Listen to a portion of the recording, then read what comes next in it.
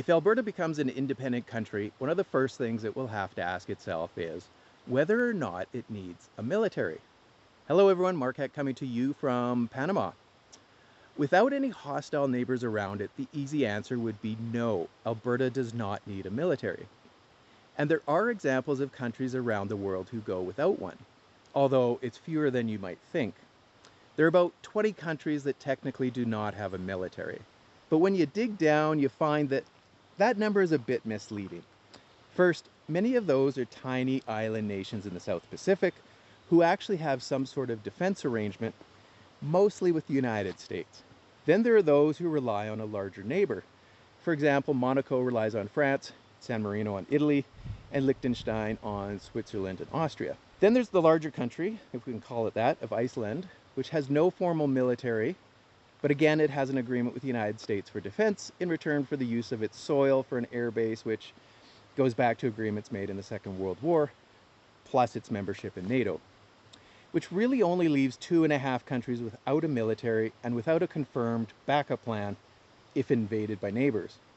So there's the tiny island of Mauritius, which is one. Then there's here, Panama, which is kind of a half. Panama abolished its military in 1990, which of course was right after the US invaded, took out the dictator at the time, and kind of told Panama it was no longer allowed to have a full standing army. What it does have now is the US watching over it, not so much for Panama's sake as to make sure the Panama Canal doesn't slip into the hands of some other hegemon like China, for example. So Panama kind of half counts as not having a military, which leaves really only one country of any size to not have a military at all, and that's the neighbor Costa Rica. In fact, Costa Rica has gone without a military since 1948. The country had known a lot of disorder, a coup or two, and had in 1948 descended into a civil war. Now a guy named, I'm going to screw this up, Figueres, emerged victorious in the civil war and realized if he didn't change things, political forces would continue using the military for endless back and forth political bloodshed.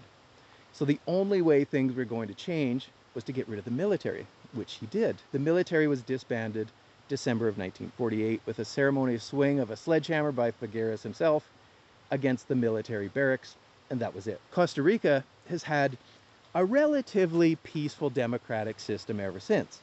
Now, that does not mean Costa Rica doesn't have problems and threats. It certainly does. It still needs security services of some kind. And one of their biggest problems is dealing with the flow of drugs out of places like Colombia to northern markets in the United States and Canada.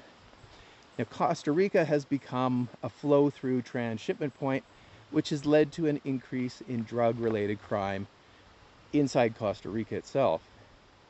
So they've added special police units to deal with that. Then there's the problem with external, sometimes hostile neighbors, most notably Nicaragua to the north. To deal with that, Costa Rica has a small elite border guard, which I believe is about 150 guys with light weapons, a couple dozen vehicles, and some multi-purpose boats. Now, none of these security forces is enough to actually stop anyone.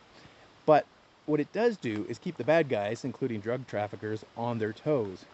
There's always a fine line between security and lawlessness in every country, and Costa Rica has managed to run that fine line quite well for 3/4 of a century now. The benefit of not having a military is that Costa Rica has avoided buying all the expensive military hardware such as aircraft, navy ships, and tanks that can quickly impoverish a small nation. It has invested in things such as health and education instead, which has contributed to it being one of the wealthiest and safest countries in Central America, which is actually pretty good.